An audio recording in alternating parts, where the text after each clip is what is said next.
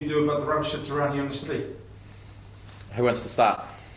I think the changes to the waste management system to bring in curbside recycling are a reflection of what the people wanted.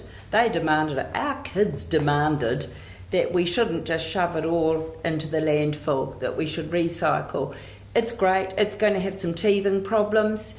It won't increase fly tipping, but we've got to look at that waste system in 1 year's time and see it as delivering what we want, because our children want to look after Papatuanuki. They expect us to, and I believe in that in sustainable future for our children and our community and the environment. Thank you, Steve.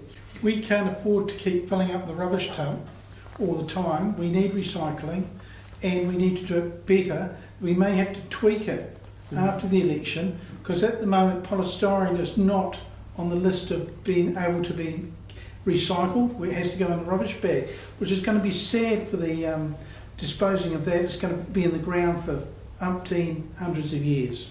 Thank you, sir.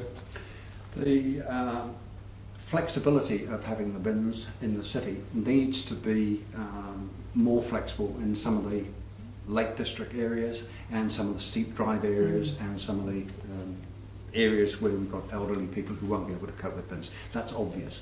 That needs to be sorted, and I'm quite sure it will do, but we've headed in the right direction.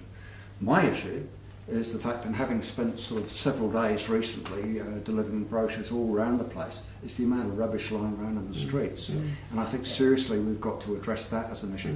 I don't know whether we come up with some form of incentives for the schools to teach them that, sorry, biffing your bottle or biffing your takeaways out the window is not acceptable in our community.